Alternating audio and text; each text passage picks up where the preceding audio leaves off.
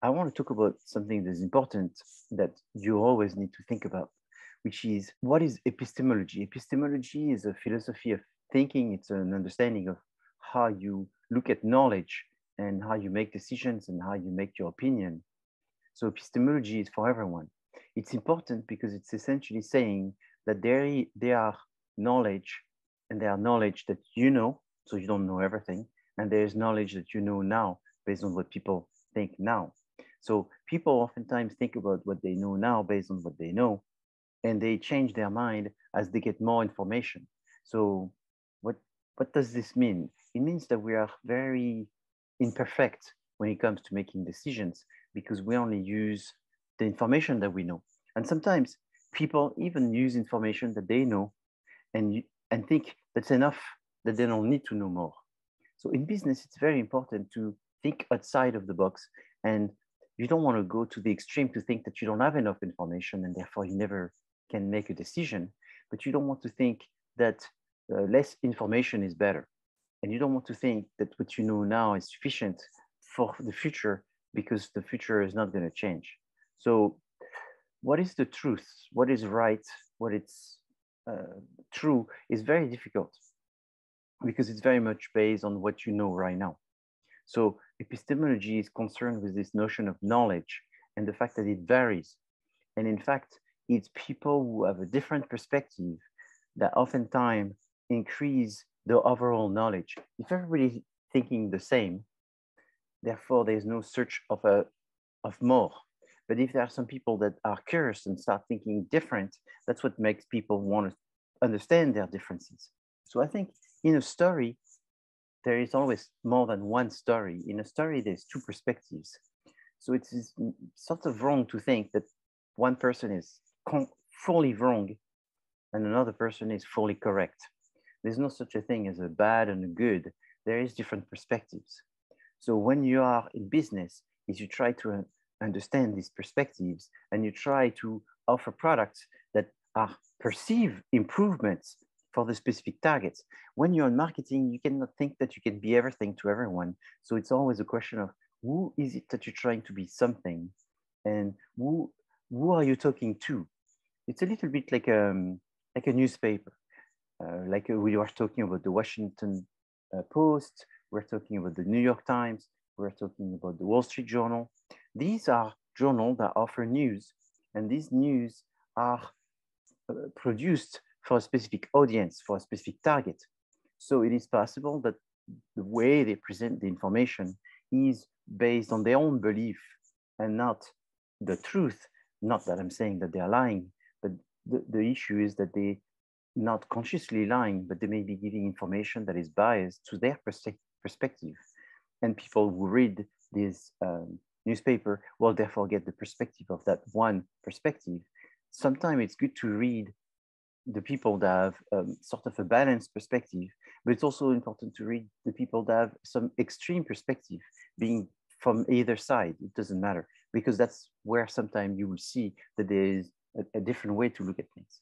So people, certainty are sort of dangerous because people make mistakes. And if you're in business and you have certainty, you're not going to be able to be an innovator. And here's an example of Jamie Dimon that was talking about Bitcoin being a fraud and Bitcoin being something that doesn't exist. Well, Jamie Dimon was the CEO of JP Morgan, and in 2017, he was saying that this Bitcoin do not exist. And therefore, he was not doing anything about Bitcoin. Obviously, JP Morgan Chase has very much 100% changed their perspectives. But at the time, they were following the perspective of one person that had a huge amount of power in the company. And they were therefore thinking that Bitcoin does not exist. So there's a lot of situations like this. Even people who are supposed to be experts don't think that something exists or don't believe in it until there's another person that becomes a more expert than them because they've been thinking outside of the box.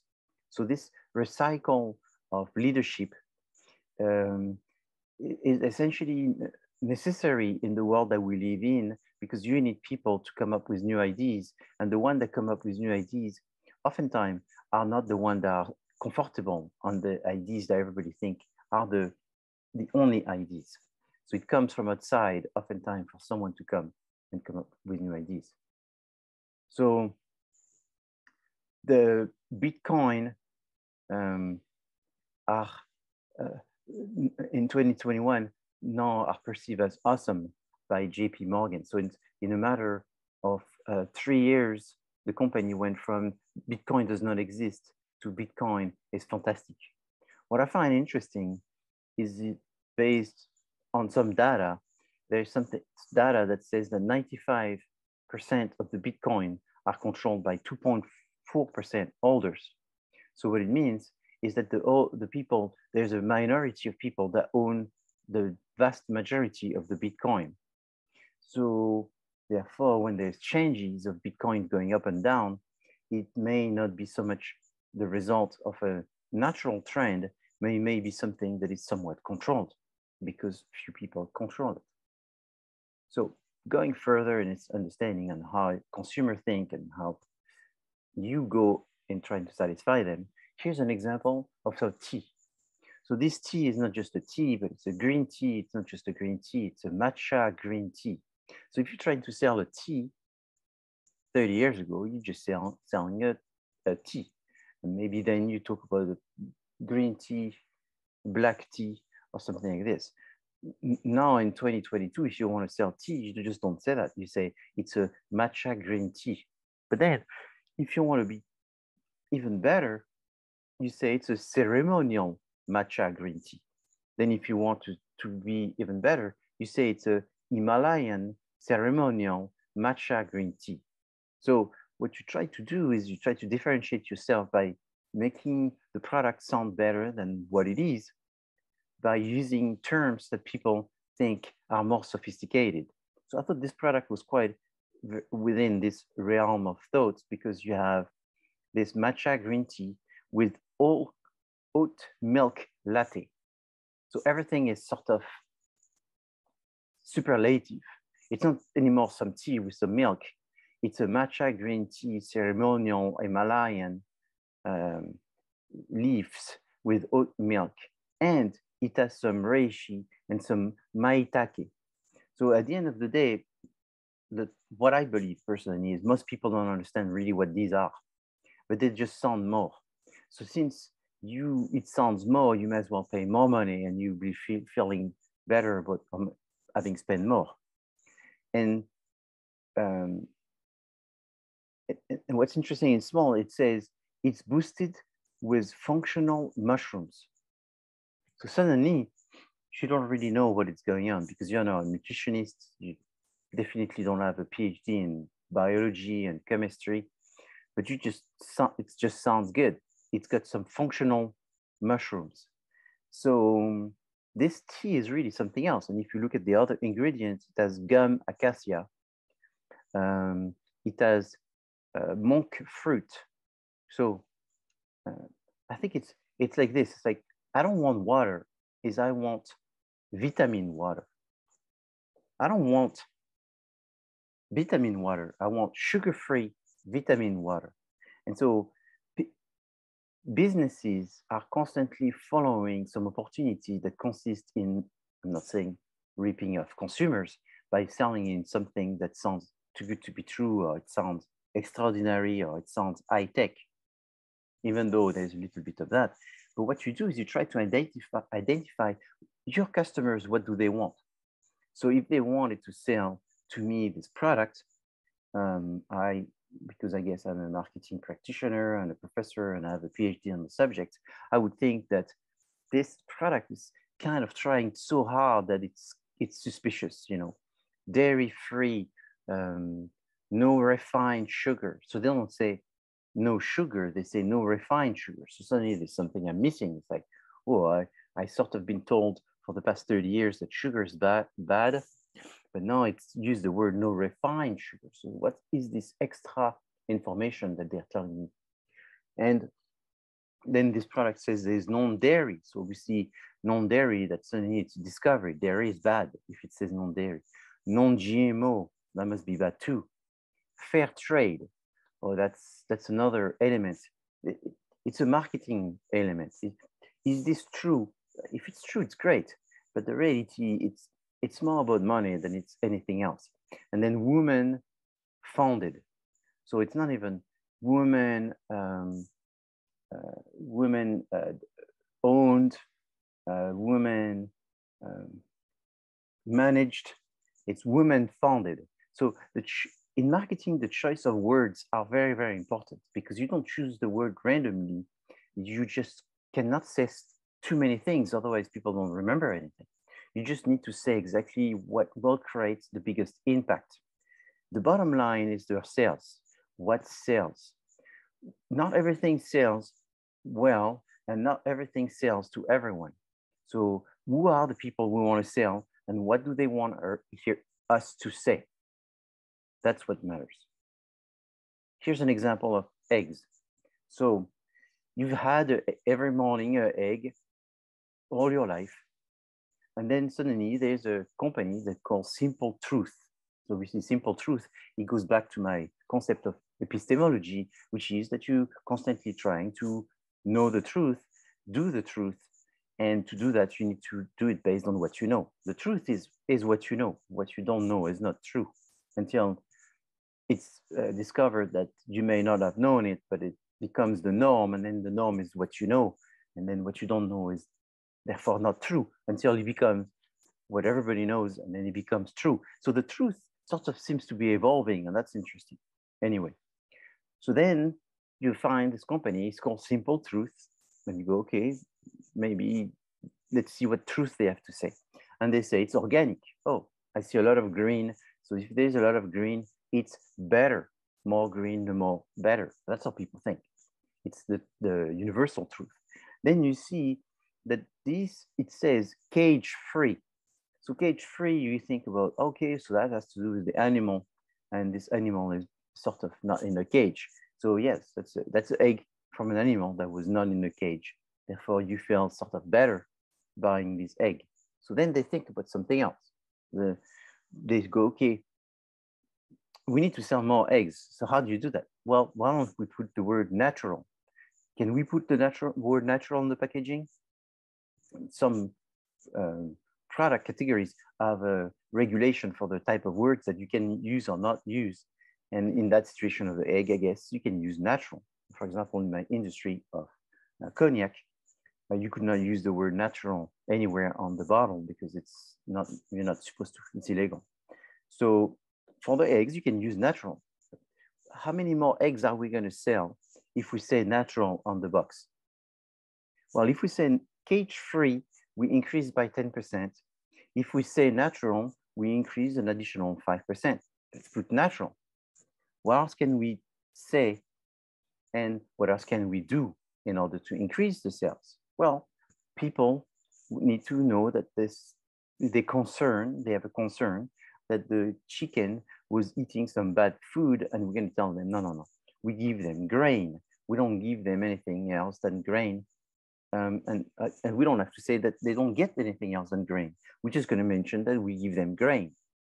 So we put grain fed. So suddenly, before you are buying eggs, and it just said eggs, now you have to say cage free, natural, grain fed. So essentially, you're piling up a number of features, but you can't have too many features. Again, if you have too many features, you lose the credibility. People start to think that you're doing too many things, you can't be that good, and therefore you're hiding something.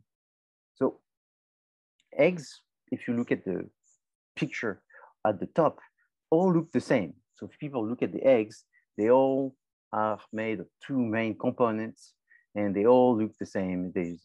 If you were to create this display with these little containers and an egg in each one, and you were to move the egg around and keep moving the egg around, nobody will recognize their eggs. They all look the same. However, they're not the same price. People use price in order to make a decision, but then they also use what it says on the packaging, and as we just saw, they say grain fed and so forth. But then there's other companies that have found some other things to say. They talk about the happy ends. They talked about the fact that they tended by hand, that they're small family farms. So you don't say it's a small farm. Do I want to buy more eggs from a small farm or just from a farm? Some people will say small farm, I don't want to buy the egg. because I believe in big companies. I believe in big corporations. And the bigger the corporation, the more I think their eggs are good.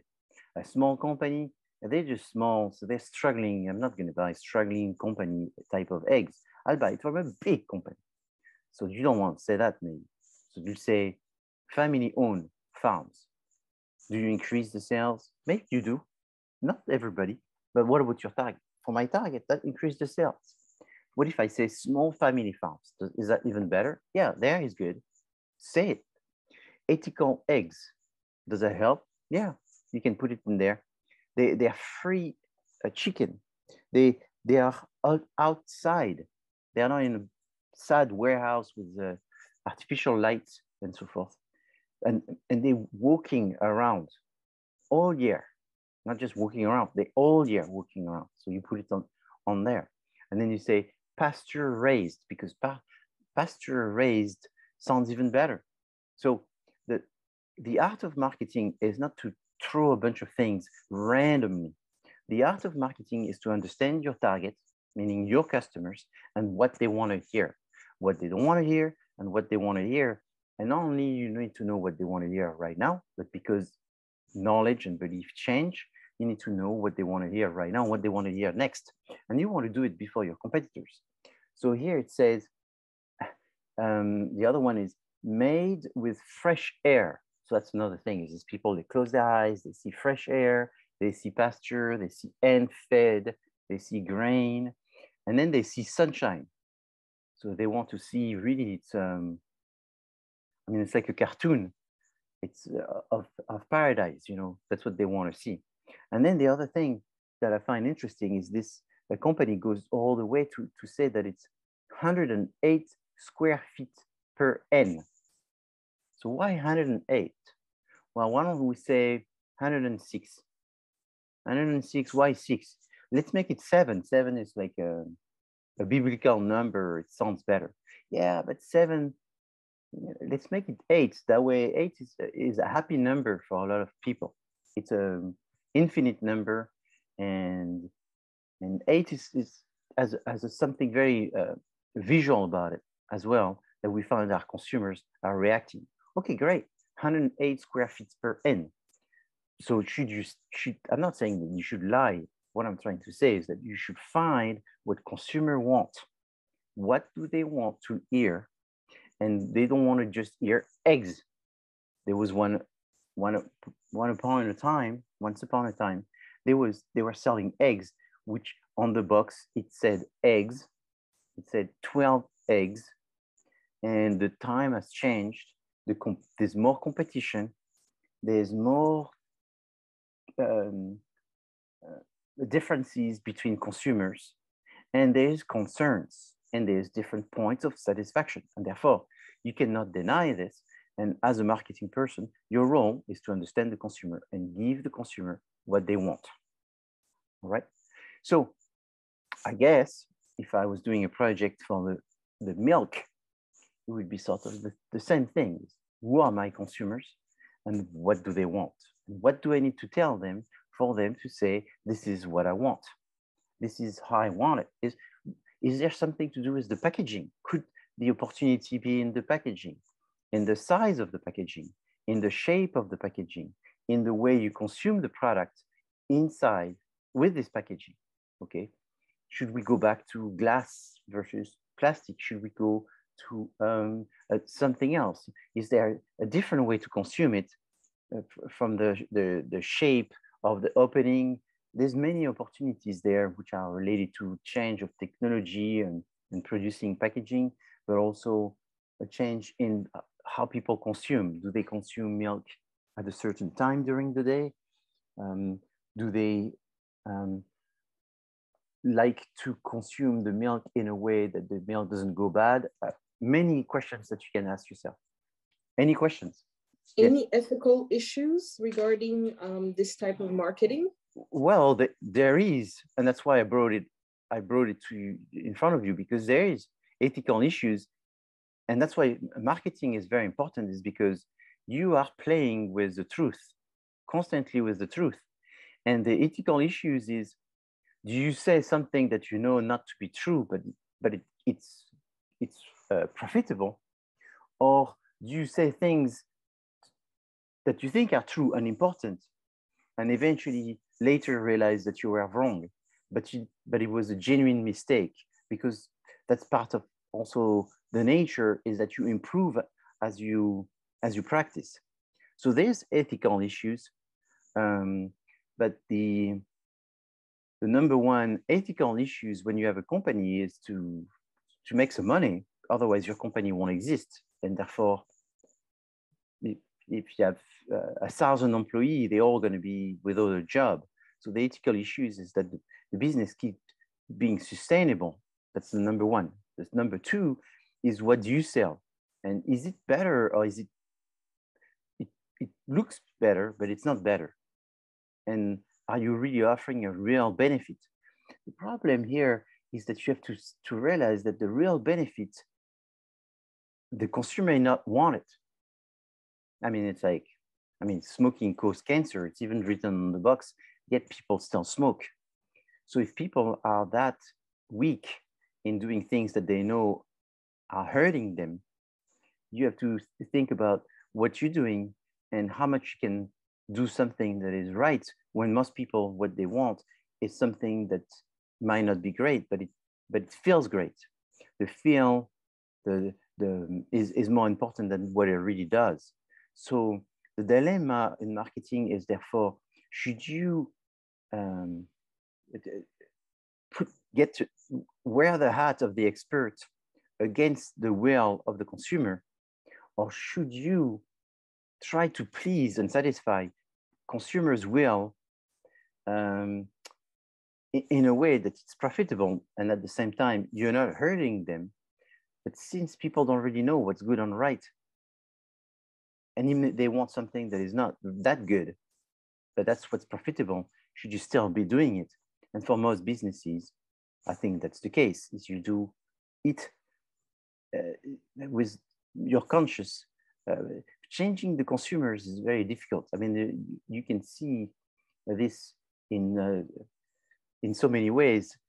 To succeed is you have to go in the way that it sort of follows the path of what's popular. So right now, it's very possible that at one stage the dairy milk was not popular, and there may have been a reason that it was not popular. It's because it was overproduced, and because it was overproduced, the milk was becoming not that good, and therefore generated some issues, which generated the opportunity for a better type of milk, which eventually got mass produced as well and generated another type of issues. So life is a cycle, and business is a cycle. And therefore, you try to take advantage of those changes in that cycle. So there's ethical issues, and it's possible that making the most ethical, the 100% ethical product will not be purchased by consumers.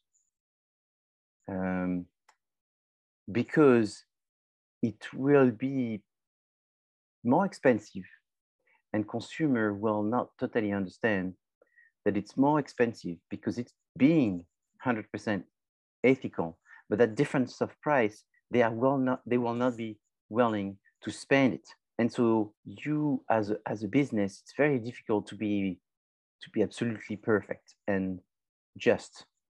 Is you're still trying to make some profit in order to have a business that sustains for the next year and to the next year and so forth. The perspective I gave was very much a perspective of someone that sees the world of business as being within a format where you need to make a profit in order to sustain the growth of the business. What people don't realize is oftentimes profit, it's just a quantity of profit. I think when you make a profit and you abuse people and you don't share this profit, this is wrong. But when you have a company and you make a profit, you do share it because you reinvest it in the business. The idea of business, for the most part, at least within a capitalistic world, is to grow the business. And this growth is for the business to become better at doing what it does, eventually this growth is translated by more profit margin, and oftentimes the reduction of the quality of the product, and making sure that the consumer don't see that they're paying more and more money, but the product is actually less and less what it used to be and what's supposed to be. That's when I think there's an ethical perspective. But having a business that sells a good product where people are satisfied and is reinvesting the profits in order to make the product even better the next time, in order to increase the longevity of the company and the satisfaction of the consumers, is very acceptable. So growth is good, and growth is the idea of improvement, and growth is therefore embracing the concept of profits in order to invest in this growth and invest in further development. So consumers are important, and understanding consumer behavior is very important. Consumers are not all the same, and they have characteristics. So this class is about the definition of consumers, versus the following class next week will be the definition of what are targets and how you identify targets. So those two classes cannot be taught at the same time, but they are directly corrected, because consumer behavior is to talk about what makes people different. And what makes them different is the culture, so social, personal, and psychological factors. That's what makes them different. The next class is we take these differences and we try to focus on some of these differences in order to identify the differences that are the most meaningful for us, for our company, in order to make the product that will satisfy the people with these differences. So consumer behavior is first understanding what are the differences. The biggest difference between people, obviously their age is very important. It's a big difference. Their gender is also very different and makes a big difference. But more important than age or gender is in fact their people's culture. Why? Because the culture is sort of a code. It's a value. It's a norm. It's a standard that has been programmed within people. So people don't like to think about it that way. The people are very much programmed to act a certain way, to think a certain way. So there are, it's like new is being new, something new. New is better, is more true for some culture than some others. New is better is more true in Japan than in the USA, and is more true in the USA than it is in France, for example. Different cultures have different perception of something being new. The opposite is something that is mature and established. So that has a higher weight in some other cultures. So when you look at the people culture, it's oftentimes dictated by their citizenship, their language, their ethnicity, their religion, and these are essentially learned from birth, and it's directly coming from the parents, the siblings, and the other people of the same group and community. So hard to think about this, but most of what we do in terms of what we eat and what we don't eat is very influenced by this. So in my case, being French, I have a very strong influence of dairy products. Milk, for sure, but even more than milk, cheese. It'd be very difficult to be a French person and not eat cheese. It's almost, as a French person, you go between eating a very large amount of cheese to eating a large amount of cheese, and it's just very within a lot of cheese or a little bit less than a lot. Other cultures, such as Asian or Chinese in particular, do not have a culture of eating cheese. So does it mean one is better than the other? No, it's just a cultural difference. But based on this cultural difference, you can make some assumption based on the interpretation of the dairy product. What's interesting is you may think that the opportunity of cheese in China is not really good, when in fact it is true. And I've read of an individual that became, I think, pretty close to a billionaire in a matter of a few years selling cheese in China. And it was very difficult because he tried to sell something that people didn't want. So what he found is the opportunity was not to sell it to the Chinese, but was to sell it to the foreign people that live in China. So he created a small factory in China selling cheese, which he learned when he was living in Europe, in France and Germany. Went back to China, didn't know what to do. I'm going to make cheese for European people that live in China. And he started doing this. The second group of people that became interested in his cheese factory and buying the cheese from his factory in China were the Chinese people that also went to live overseas. And when they came back to China, they were looking for a product that they couldn't find in China, but that they found on a very easy basis when they live in Europe. So now he was selling it to another group. And then there was also a situation, which is the world is becoming more of a global place. And in fact, China is also changing in the sense that it's becoming more similar to other countries than it used to. The world is becoming global. In February, I'm sure you didn't miss the fact that there was the Olympic Games. And these Olympic Games were very much a type of games that are not very traditional in China. And therefore, they adopted a lot of the cultural basis that they learned from other countries. So by doing this, the Chinese are sort of not realizing it, maybe even becoming less Chinese and more of a global group of consumers. So the world is constantly changing, and there's an effect of globalization, and it's very much fueled by the way we communicate, by the fact that Facebook is not just in America, it's everywhere else.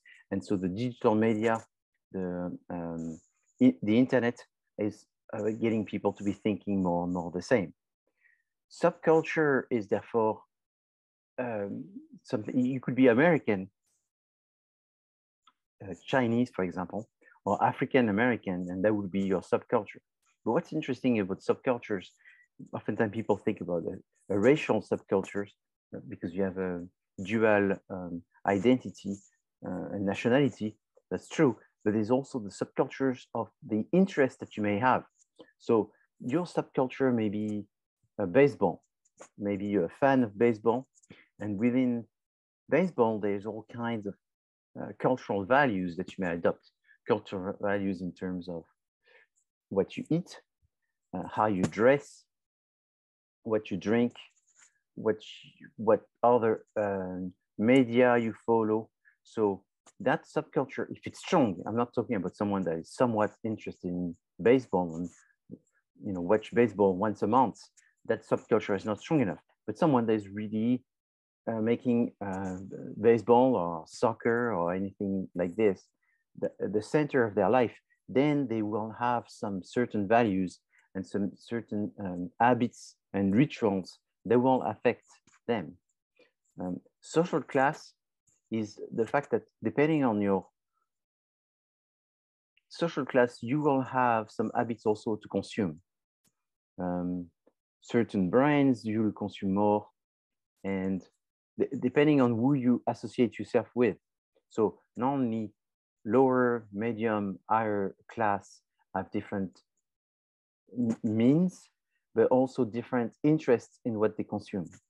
So who you reference yourself with. So maybe you reference yourself with students, or maybe you work for the city of Los Angeles. So you reference yourself with LA county employees, or maybe you work for a bank, and so you reference yourself with banking and finance. So that group will have an influence. Maybe you're married, not married, all of that has an influence. Your family has an influence on you, but also the roles and status. Again, we're talking about social class, but you have some kind of perception of the rank that you have in the role that you play. So you have a job. Are you at the bottom of the ladder? Are you at the top of the ladder? This will have also an influence. You may be very wealthy, but you don't act wealthy. You may be not so wealthy, but you may be acting wealthy. And it's all a question of people interpretation and perception of where do they fit, but also their interest again.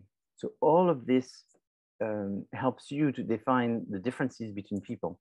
The next one, as I mentioned, is personal, like your age, if you're married, not married, if you're retired, or if you're working, all of this has an influence. The type of job that you have, the fact that you have an income, that you have savings, that you don't have an income, that you don't have savings, the fact that you have some lifestyle. So lifestyle in terms that you travel, that you have, that you do sports, which sports you do, that you have an interest in politics, no interest in politics, that you have very strong affiliation with the party and you are involved in politics versus just following politics. That has a big influence on how you consume. And then eventually there's the concept of personality and self-concepts. So these two are oftentimes perceived as being more important than they are. But people personality has very little effect on how they consume. Does it have an effect? Not very much, not very often. So personality are related to traits. So traits such as ethnocentrism, for example. Do you believe that everything that is from your country of origin is better? Gregariousness is how much you care for other people and how much you care for what other people think, and trying to be appropriate in front of other people and how much you give to other people. That trait of personality has an impact. How much you perceive innovations are better. So I was mentioning this before. New is better. That is also a personality trait. How much you like risk or how much you fear risk, all of this will have an impact.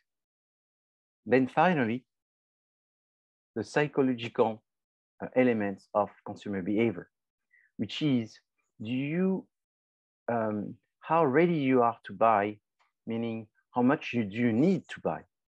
So there's a hierarchy in the sense of need based on something that you must buy today versus something that you just want to get information, and something that you think you're never going to buy, or something that you can see that you will buy, but there's a timeline and you see that this is in the future. So I don't know, a wedding ring. You may think one day I may be buying a wedding ring. So you have a low perception of an immediate need. So therefore you're not going to be as interested to think about it or hear about it. So motivation is very important, and it's very much based on how much you think you need it. Perception is the fact that we are very biased in how we see things. And the perception is, based on the how we see the information.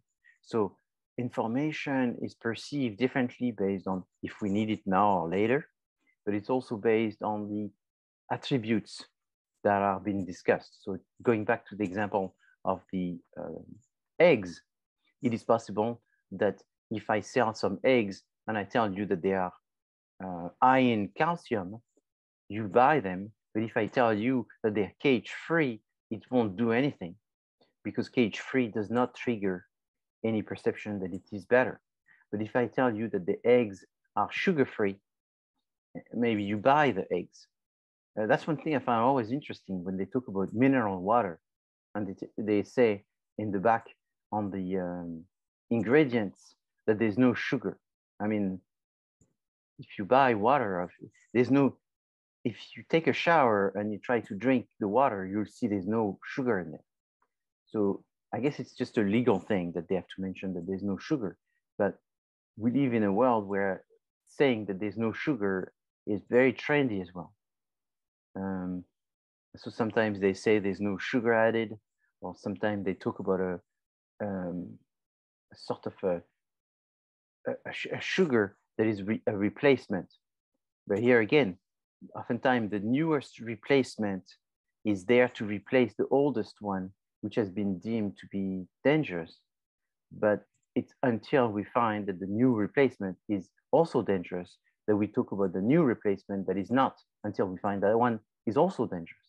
So the world that we live in when it comes to food, which is the subject of this work that you're working on, is very based on this: what do we know? And as far as we know, this is better, sort of thing. And so that's where the ethics is very important, is it's as far as we know, this is better, until we find that there's something better than what we thought. And as a marketer, is you want to find out what is it that is better, and what is it that is better that your consumers want to hear that you have. So that's why you have to stay very much on top of the evolution of the market in order to generate the best perception. So learning, that's psychological as well. And the simplest way to understand the psychology of learning is repetition is very important. So the more you repeat and people get to hear it, the more they will eventually believe it is true. So things that people hear are not always true, but people think that if they hear something more often, it must be true. So unfortunately, you can manipulate people, because what you do is you make sure that they hear it enough for them to believe it's true, to generate some kind of belief that that it's been something that is approved, and it sort of becomes the norm.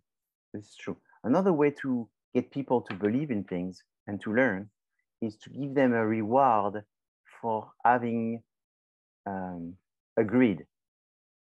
So you give extra products, or you give a discount, or you give an incentives for people to be buying a certain product, and eventually they will feel. Another thing for learning is, associating it with something that is of some kind of authority.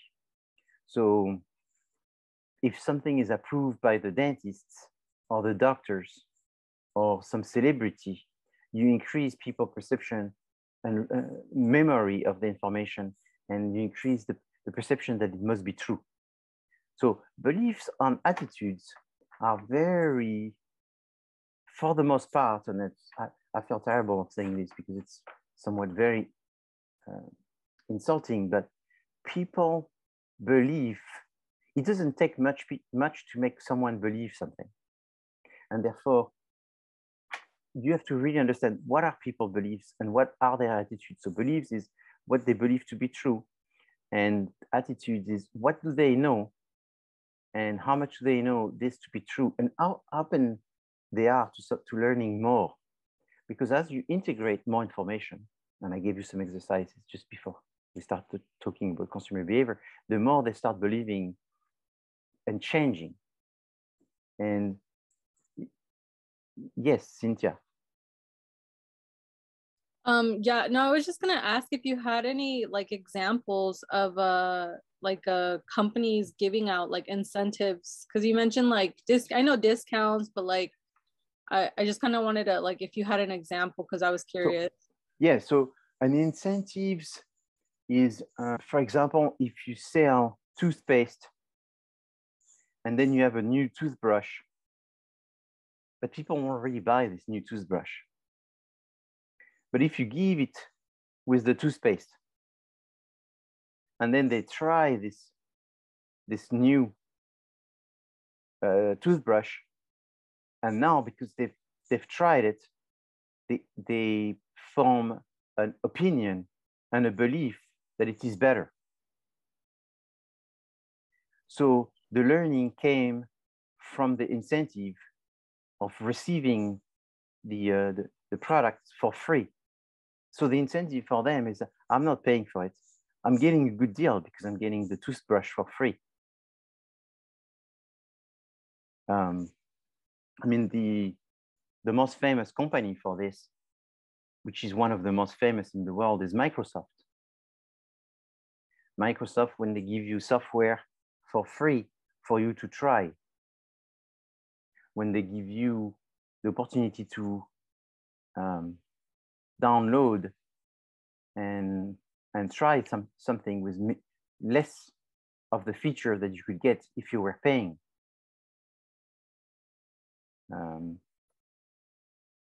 You know, like the student version. So you get the student version for free. As a student, you therefore learn. And now that you learn to use it, when you're not a student anymore, you're actually buying it because you went through the process of now learning about it.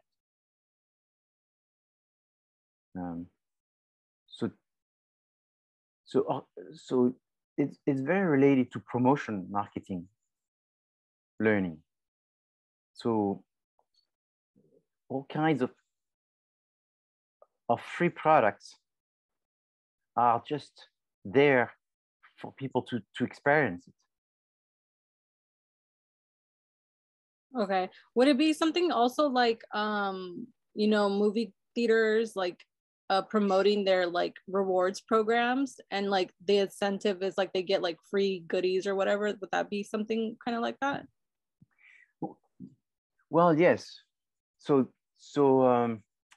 it would be like you renting a movie. And when you rent the movie, before your movie starts, they show you trailers of other movies. So you feel like you're getting extra because there is your movie and the trailers. But at the same time, the trailers are made in such a way that it's making you want to see the movie, because then you've seen the story and you sort of want to rent that movie next. Okay. Okay. Thank you so much. So in giving incentives, so the concept behind it is the carrot. The carrot is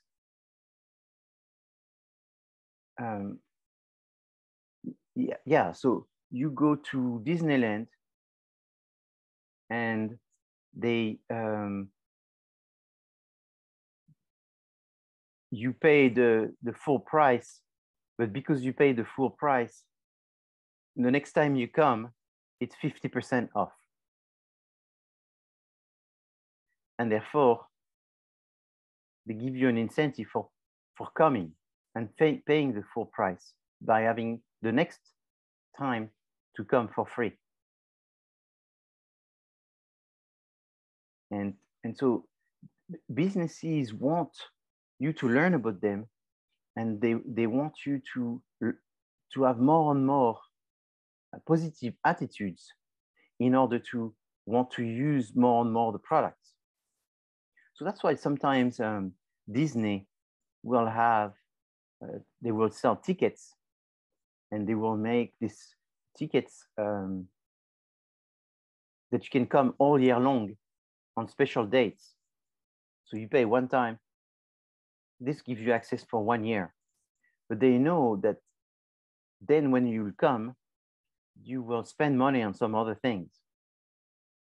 And therefore, they're trying to get more and more people to come, more and more people to learn about all the things that is offered on the resort, to therefore consume more. Instead of taking a lot from someone that comes not too often, they rather take less from someone that gets used to come, and then you can gain from them in the long run. So yeah, so learning is therefore this. It's either by reinforcing a behavior. The more you buy, the more you save, like a Costco. Costco essentially works on this thing. Is you become a member, you pay to be a member, but that incentives gives you the opportunity to save the more you buy.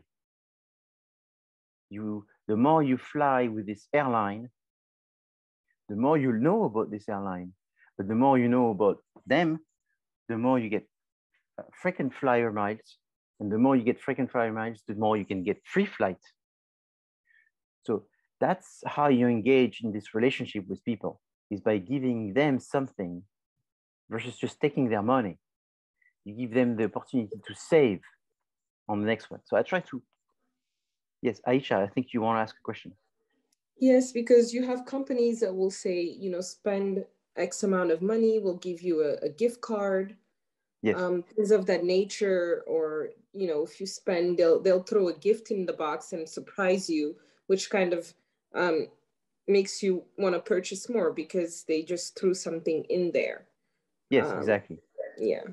So that's the idea, is this incentive is there for you to buy more. You know, it's like when you go, you buy some clothes and they tell you if you spend more than $100, you get 20% off. But you are not going to spend $100. You're going to spend $50. So now you end up spending more in order to get the incentives. And so, and I'm not saying it's bad. I'm just saying, in fact, for the consumer, sometimes it could be good because it means that you need to organize your purchase in order to purchase more at one time versus a little bit several times. So there is a benefit even from the consumer. But what it does is it increases the opportunity for you to get more from them and therefore to learn more. So you went there to buy just a shirt. And now you say, if I buy 2 shirts, I will get a 20% off. But I don't need 2 shirts. When in fact, what I need is also a pants. But normally I don't buy pants from them. So then you're going to look at what kind of pants do they have. So you learn. Giving incentive to people gives you the opportunity for them to spend more time, buy more from you, and therefore learn more. And if they learn more, you increase the likelihood that they have satisfaction on more things. If they have satisfaction on more things, you increase the likelihood that they will come back for more, and you also increase the likelihood that they will tell other people about the fact that they're buying and just having a relationship with you. Okay? So all of these are the different characteristics of consumers that explain how they consume. Another one is the Maslow hierarchy of needs. So there are 5 levels, and the idea is that people buy things for physiological needs. So you buy a power drill because this power drill can fix things that are going to make your life safer. You buy a power drill because you want to be a good repair person. You want to take care of your home. So there's a social belonging type of thing. This is someone that take care of your home. And then there's the ego needs, is the fact that you could be making your home better using that, I don't know, Hitachi or Makita power drill. And then the self-actualization is you could be doing things that are not going to so much be seen by other people, or you don't so much care for other people to see it, but just because it's almost artistic. It's very esoteric, is you're able to express yourself and feel good about yourself using that power drill. So with milk, physiological need, I guess you could say milk is good because it has calcium. And with calcium, you can grow up if you're a kid, for example. Then safety need. What is a safety need for milk? Is it has, you could say, if you get older and you're a woman, you're getting osteoporosis, and therefore you're using the density of your the calcium in your bones, and you can actually, you know, hurt yourself easier and so forth. So you want milk in order to get safety. Social needs is, why would you drink milk? Because of social needs. Maybe you spend time with the kids, cookies and milk or something. So yes, that's a good example. Absolutely. So you know that let's say you have kids, and you know that that's an opportunity to share. You're right. Maybe milk, it's the opportunity to share it. So kids it's obvious. Maybe coffee will go with that as well, maybe with adults. That's one good example. Let's move on. Ego needs. What would be the ego needs for the milk? So ego needs maybe that you buy, you know, one of those milk which is small family farm, like a local producer, a local producer, and the ego needs maybe in the presentation of the milk. Is there, now that I think about it, there are some company that created water, very expensive water, $1,000 bottle of water or whatever. And I'm wondering if there's such a thing in milk, a milk that would come from an exceptional cow, from an exceptional location, like cashmere milk. That's an interesting opportunity. Milk for the rich. I've never heard of cashmere milk, but I've seen people where it is kind of like a social status to just consume everything organic. Yes. Just buying. You go to their house, you see the special bottle kind of milk. Yes. Just kind of like that. You have people that do have that ego. Exactly. Mm-hmm. So that's a very good answer. And so I don't know that there's an ego milk, but I can imagine the ego milk would be a more expensive milk. And I'm even thinking this kind of product exists in everything. I know there's mineral water that are worth a lot of money. And I don't know that there's a milk. And that's actually, I'm sort of struggling finding an opportunity for this class, but I just found one. That's the one. Is milk for the rich. I think that milk is probably like the milks that are in glass containers. Yes. I've seen some at like Sprouts and they're like super expensive, but the only difference about it is that it's in a glass bottle instead of a carton. Exactly. So ego needs, you're right, Sprouts in a glass. But I'm talking about even more fancy than that. Is I think if you're very wealthy, there's wealthy people in Los Angeles that if they go to a restaurant and they spend for a quick lunch, and they spend less than $100, they think they're going to get sick because they say so cheap that something is wrong with it. And now I'm wondering if that is an opportunity in the milk. And I would imagine, I'm pretty certain that there is an opportunity because very wealthy people will have kids, will love the fact that there's an opportunity to get a milk that you almost know the name of the cow that the milk came from. So now I'm thinking, maybe I don't know. Is there such a thing as a milk? Is that an opportunity? And if you ask me, that's a huge opportunity. Wealthy people wanting their own kind of milk that would be not that easy to get, but it would not be just, made up type of thing. There would be some kind of value in that milk because of the cow, the origin. Okay, so I'll see you next week. We'll finish consumer behavior and we'll step right in segmentation, targeting, and positioning. Thank you. Bye-bye. Thank you, Professor.